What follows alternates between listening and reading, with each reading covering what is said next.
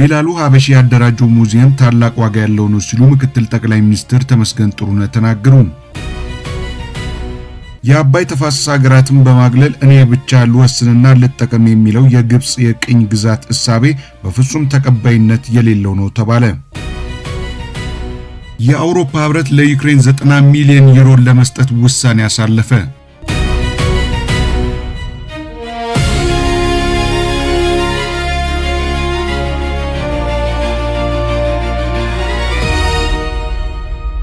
ሰላም ጤና ይስጥልን የተከበራችሁና የተወደዳችሁ የሐሳብ ሚዲያ ወዳጆች እንደምንውላችኋል። ከዚህ ሰዓት ጀምሮ ከሀገር ውስጥና ከውጪ ከተሰሙ አበይት ጉዳዮች ውስጥ የመራረጥናቸውን እናጋራችኋለን። አብሬያችሁ ቆይታ የማደርገው ቴድሮስ ብርሃኑ ነኝ። አብራችሁን ቆዩ። ቢላሉ ሀበሺ ያደራጀው ሙዚየም ታላቅ ዋጋ ያለው ነው ሲሉ ምክትል ጠቅላይ ሚኒስትር ተመስገን ጥሩነህ ተናገሩ። ምክትል ጠቅላይ ሚኒስትሩ መካኒሳ አካባቢ የሚገኘውን ቢላሉ ሀበሺ በዛሬው ዕለት ጎብኝተዋል።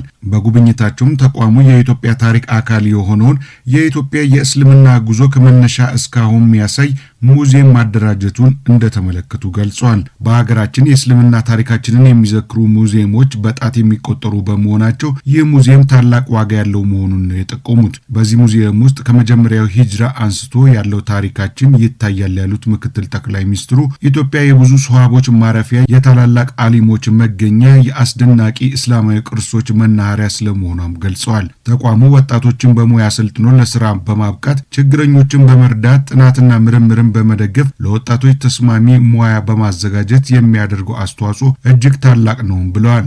ቢላሉ ሀበሺ እድሮች አሁን ከያዙት ዓላማ በላይ በማከናወን የማህበረሰብን ህይወት ሊቀይሩ እንደሚችሉም ምክትል ጠቅላይ ሚኒስትር ተመስገን ጥሩነህ በማህበራዊ ትስስር ገጻቸው ባሰፈሩት መልእክት ጠቁመዋል። ይህንን ተቋም በማገዝ ታሪካችንን እንጠብቅና ወጣቶችን እናብቃ ሲሉም ጥሪ አቅርበዋል።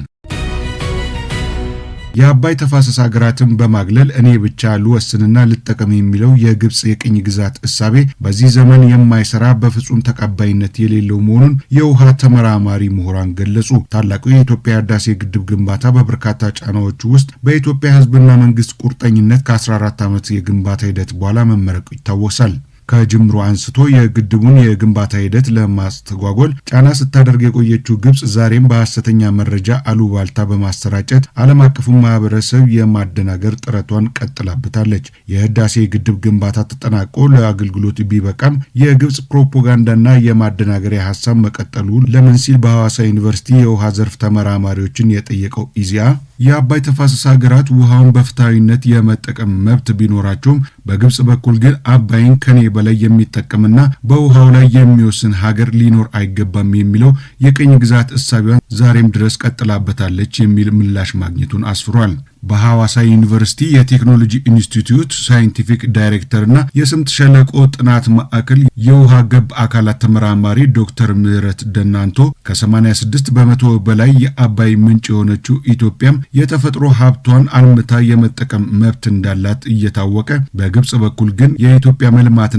ተጠቃሚነት መኖር የለበትም የሚለው አቋሟ እንደቀጠለ መሆኑን ገልጿል። በአባይና ቀይ ባህር ላይ የኢትዮጵያን ተፈጥሯዊ የመልማትና የመጠቀም መብት ሊከለክል የሚችል ዓለም አቀፍ ሕግ ባለመኖሩ በዚህ መሰረት ኢትዮጵያ የልማትና ተጠቃሚነት መብቷን ለማረጋገጥ እየሰራች መሆኑንም አንስተዋል። በመሆኑም የግብጽ የኔ ብቻ ልጠቀም የሚለው ሌሎችን የማግለል ቅኝ ግዛት እሳቤ በዚህ ዘመን የማይሰራና ተቀባይነት የሌለው መሆኑን አስረድተዋል። በህዳሴ ግድብ ግንባታ ሂደት የግብጽ የማደናቀፍ ጥረትና ጫና ሳይሳካ ቀርቶ የግድቡ ግንባታ በስኬት በመጠናቀቁና የዲፕሎማሲ ኪሳራም ጭምር ስለገጠማት አሁንም የተለያዩ ማደናገሪያዎችን ይዛ ቀጥላበታለችም ብለዋል። የኢትዮጵያን የተፈጥሮ ሀብት አልምቶ የመጠቀም እድል ለማሰናከል ግብጽ በተሳሳተ ስሌት የምታደርገው እንቅስቃሴ በዚህ ዘመን በፍጹም ተቀባይነት የሌለው መሆኑንም ምሁሩ ተናግረዋል። በመሆኑም የግብጽ ፖለቲከኞች ከማደናገሪያ ሀሳብ በመውጣት በቀናነት ለፍትሃዊ ልማትና የጋራ ተጠቃሚነት መዘጋጀት አለባቸው ብለዋል። ታላቁ የኢትዮጵያ ህዳሴ ግድብ ከኢትዮጵያ ባለፈ ለአፍሪካ የኃይልና የብርሃን በረከት ሆኗል ሲሉ የግድቡ ፕሮጀክት ስራ አስኪያጅ ኢንጂነር ክፍሌ ሆሮ ለኢዜአ ገልጸዋል። ታላቁ የኢትዮጵያ ህዳሴ ግድብ ጳጉሜ 4 2017 ዓ.ም የሀገራት መሪዎች በተገኙበት በጠቅላይ ሚኒስትር ዶክተር አብይ አህመድ መመረቁ ይታወሳል። ጠቅላይ ሚኒስትሩ በወቅቱ ባስተላለፉት መልእክት ታላቁ የህዳሴ ግድብ ከኢትዮጵያ አልፎ ለጎረቤቶችና ለሌሎች የአፍሪካ ሀገራት የኤሌክትሪክ ኃይል በማቅረብ የመላው ጥቁር ህዝቦችን ታሪክ የሚቀይር መሆኑን ገልጸዋል። የታላቁ የኢትዮጵያ ህዳሴ ግድብ ግንባታ ፕሮጀክት ስራ አስኪያጅ ኢንጂነር ክፍሌ ሆሮ ለኢዜአ እንደተናገሩት ግድቡ ሀገራዊ የኤሌክትሪክ ኃይል አቅርቦትን በከፍተኛ መጠን በማሳደግ ለኢኮኖሚያዊ እድገት ትልቅ አስተዋጽኦ እያበረከተ ይገኛል። በዚህም ለሀገሪቱ ኢንዱስትሪ ኃይል እንዲያገኝ በማድረግ ለአገር እድገት ትልቅ አስተዋጽኦ እንዳለው ጠቁመዋል። ግድቡ የኢትዮጵያውያንና አፍሪካውያን የይቻላል ህያው ምልክት መሆኑን የጠቀሱት ኢንጂነር ክፍሌ በረከቱ ከኢትዮጵያ ባሻገር ለቀጠናውና ለአፍሪካ መድረስ ጀምሯል ብለዋል። ለጎረቤት ሀገራት ኃይል በማቅረብ ቀጠናዊ ትስስርን ይበልጥ እያጠናከረ መሆኑንም ጠቅሰው በቀጣይም ለሌሎች የአፍሪካ ሀገራት የኤሌክትሪክ ኃይል ተደራሽ በማድረግ የብርሃን ምንጫቸው እንደሚሆንም ጠቁመዋል። የህዳሴ ግድብ ኢትዮጵያውያን የተለያዩ ውስጣዊና ውጫዊ ጫናዎችን ተቋቁሞ ያሳኩት የጽናትና የአሸናፊነት ማሳያ መሆኑንም ጠቅሰው በቀጣይ ለሚገነቧቸው ግዙፍ ፕሮጀክቶች መሰረት የጣለ መሆኑንም ተናግሯል። ከገንዘብ ባለፈ የህይወት ዋጋ ተከፍሎ የተገነባና በጋራ ደማቅ አሻራ የተጻፈበት ግድብ መሆኑንም አንስተዋል። ከፋፋይ ትርክቶችን በማስወገድ የጋራ ትርክቶችን መገንባት የሚያስችሉ ፕላትፎርሞች ተቀርጸው ወደ ስራ መግባታቸውን ሰላም ሚኒስቴር አስታወቀ። የትምህርት ማህበረሰብ ለሰላም በሚል መሪ ሀሳብ ሀገር አቀፍ ኮንፈረንስ በአዳማ ከተማ እየተካሄደ ነው። በሰላም ሚኒስቴር የሰላም ግንባታ ዴስክ ኃላፊ አቶ ወንደሰን መኮንን በዚህ ወቅት እንዳሉት ኢትዮጵያ የምትመራበትን የሰላም ፖሊሲ ረቂቅ ከማዘጋጀት ጀምሮ የወል ትርክቶችን ማጉላት የሚያስችሉ አማራጮች ተዘርግተዋል። ለሰላም ግንባታ ስራዎች ልዩ ትኩረት መሰጠቱንም ጠቁመው በመጀመሪያና ሁለተኛ ደረጃ ትምህርት ቤቶች የሰላም አደረጃጀቶችን በማቋቋም በትኩረት እየተሰራ ነው ብለዋል። በተጨማሪም በከፍተኛ ትምህርት ተቋማት የሰላም ሪፎርሞችን በማደራጀት ተማሪዎች የሀገር ፍቅር ስሜትን እንዲረዱና ለሰላም ግንባታ ሚናቸውን እንዲወጡ እየተደረገ መሆኑን ተናግረዋል። 100 ሺህ ያህል በጎ ፈቃደኛ ወጣቶች የሰላም ግንባታ ላይ የበጎ ፈቃድ አገልግሎት ለመስጠት በተለያዩ ክልሎች መሰማራታቸውንም ነው ያስረዱት። በትምህርት ሚኒስቴር የስርዓተ ትምህርት ዴስክ ኃላፊ አቶ ኡመር የማን በበኩላቸው የትምህርት ተቋማት ለሰላም አስፈላጊና ዋና መሳሪያ መሆናቸውን አመልክተዋል። በመሆኑም በሀገር አቀፍ ደረጃ ሰላምን ለማጽናት የትምህርት ተቋማት ሚና ከፍተኛ በመሆኑ በቅንጅት መስራት እንደሚገባም ኃላፊው አጽንኦት ሰጥተው ተናግረዋል። የተከበራችሁና የተወደዳችሁ የሐሳብ ሚዲያ ወዳጆች አሁን አንድ መረጃ እናጋራችሁና ከዓለም አቀፍ ወዳገኘነው ዘርዘር ያለ ጉዳይ እናልፋለን። የዓለም የጤና ድርጅት በህንድ ኒው ዴልሂ ባካሄደው ዓለም አቀፍ ጉባኤ ባህላዊ ሕክምናን ከዘመናዊ ሳይንስ ጋር ለማገናኘት ሰው ሰራሽ አስተውሎት ሊጠቀም መሆኑን አስታውቋል። ይህ ስትራቴጂ በሚሊዮኖች የሚቆጠሩ ሰዎችን ህይወት የሚታደገውን የባህላዊ መድኃኒት ዘርፍ በሳይንሳዊ ምዘናና በቴክኖሎጂ የታገዘ ለማድረግ ያለመ መሆኑንም ነው ተቋሙ ያስታወቀው። የዓለም የጤና ድርጅት ዋና ዳይሬክተር ቴድሮስ አዳኖም በጉባኤው ላይ ባደረጉት ንግግር ባህላዊ ሕክምና ጊዜው ያለፈበት አለመሆኑን ያነሱ ሲሆን ይልቁንም በየሀገራቱ ያለው ፍላጎት በከፍተኛ ሁኔታ እየጨመረ መጥቷል ብለዋል። የዓለም ጤና ድርጅት መረጃ እንደሚያሳየው ኢትዮጵያን ጨምሮ ከአባል ሀገራቱ ከ40 እስከ 90 በመቶ የሚሆነው ህዝብ ባህላዊ ሕክምናን የሚጠቀሙ ሲሆን ከዚህም በላይ ግማሽ ያሉ የዓለም ህዝብ ዘመናዊ የጤና አማራጮችን ባለማግኘቱ ሙሉ በሙሉ በባህላዊ መድኃኒቶች ላይ ጥገኛ መሆኑን ነው የጠቀሱት። ይሁን እንጂ መድኃኒቶቹ በቂ ሳይንሳዊ ምዘና ስር ባለማለፋቸው ለአጠቃቀም አዳጋች ሆነው ቆይተዋል የተባለ ሲሆን ይህንን ለመቅረፍ የሰው ሰራሽ አስተውሎት እጅግ ውስብስብ የሆኑ የእጽዋት ስርዓቶችንና በውስጣቸው ያለ የፈውስ ኬሚካሎችን በፍጥነት ለመለየት ያስችላል ተብሎ ተስፋ እንደተጣለበትም በመድረኩ ተነስቷል። የተወደዳችሁ የሐሳብ ሚዲያ ቤተሰቦች አሁን ዘርዘር አድርገን ወደምንመለከተው የውጭ ዜናችን እናልፋለን። የአውሮፓ ህብረት ለዩክሬን 90 ቢሊዮን ዩሮ ለመስጠት ውሳኔ አስተላልፏል።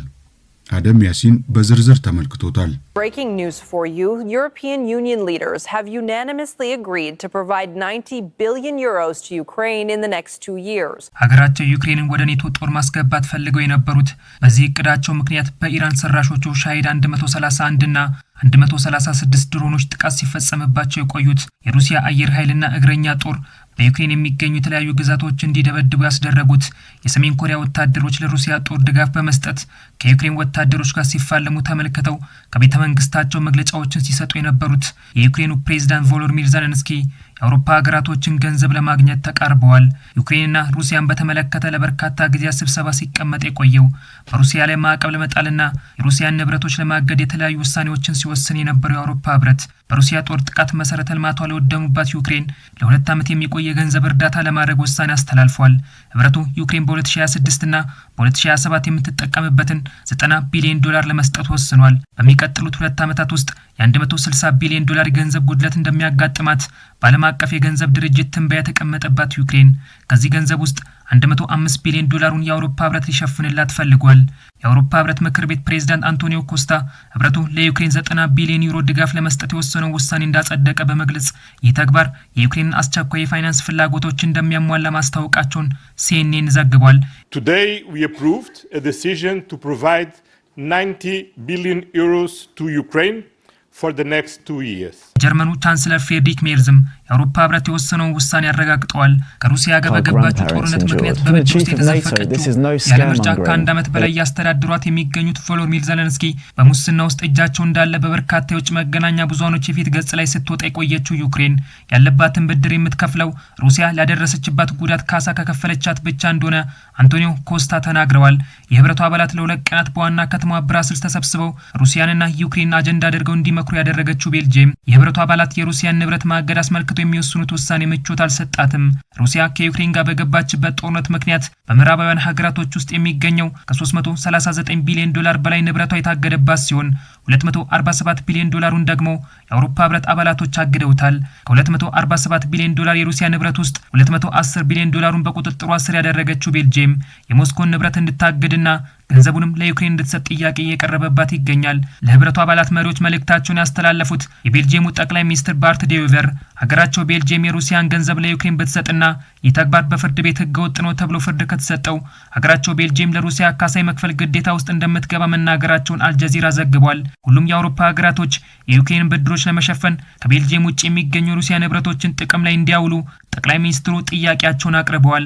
የቤልጂየምን ጥያቄ ተከትሎ ጀርመንንና ኔዘርላንድን ጨምሮ አንዳንድ ሀገራቶች የዩክሬን ብድር ለመክፈል ዝግጁ መሆናቸውን ቢናገሩም እንደ ጣሊያንና ቡልጋሪያ ያሉ ሌሎች ሀገራቶች በሩሲያ ንብረት የዩክሬን ብድሮች የመክፈል ፍላጎት እንደሌላቸው አልጀዚራ በዘገባው ላይ አስፍሯል። ለ2 ቀናት በብራስልስ ተቀምጠው ሲመክሩ የነበሩት የአውሮፓ ሀገራቶች የሩሲያን ንብረት በማገድ ለዩክሬን ያበደሩትን ብድር ሞስኮ በተዘዋዋሪ እንድትከፍል ለማድረግ ፍላጎት አሳይተዋል። የህብረቱ አባላቶች በሩሲያ ንብረቶች ላይ ያወጡት እቅድ ተፈጻሚ የሚሆን ከሆነ የሞስኮ ንብረት በምድራቸው ውስጥ የያዙት የአውሮፓ ሀገራቶች ንብረቶቹን ሙሉ በሙሉ እንዲወስዱ እንደሚያደርጋቸውም ተገልጿል። ከሩሲያ ጋር በገባችው ጦርነት ምክንያት ከበርካታ የአውሮፓ ሀገራቶችና ከአሜሪካ ብድሮችን የተቀበለችው ዩክሬን አሁን ባለችበት ወቅት የሀገራቶችን ብድር መክፈል እንደማትችል ያወቁት የአውሮፓ ሀገራቶች ለኪየቭ ያበደሩትን ብድር በሞስኮ ንብረት ለማካካስ የፈለጉም መስለዋል። በህብረቱ ስብሰባ ላይ የታደሙት የትራምፕ አስተዳደር ባለስልጣናት የአውሮፓ ሀገራቶች ለዩክሬን የገንዘብ ድጋፍ ለማድረግ በማሰብ 210 ቢሊዮን ዩሮ የሚያወጡ የሩሲያን ንብረቶች ለመጠቀም ያወጡትን እቅድ ውድቅ እንዲያደርጉ ግፊት ማድረጋቸውን 4 የአውሮፓ ህብረት ባለስልጣናት መናገራቸውን ፖለቲኮ ይፋ አድርጓል። የህብረቱ አባላት በቤልጂየም ዋና ከተማ ብራስልስ ተቀምጠው ስብሰባ ሲያደርጉባትና ንብረቶቿንም ለዩክሬን ለመስጠት ሲመክሩባት የነበረችው ሩሲያ ሀገራቶቹ ንብረቶቹን ከተጠቀሙ ህጋዊ እርምጃ እንደምትወስድና በሀገሯ ውስጥ የሚገኙ የህብረቱን አባላት ንብረቶች እንደምትይዝም አስታውቃለች። የተከበራችሁና የተወደዳችሁ የሐሳብ ሚዲያ ወዳጆች ለሰዓቱ ያሰናዳንላችሁ መረጃዎቻችን የሰማችኋቸውን ይመስሉ ነበር። ስለተከታተላችሁን አመስግነናል። ሰላም ዋሉ።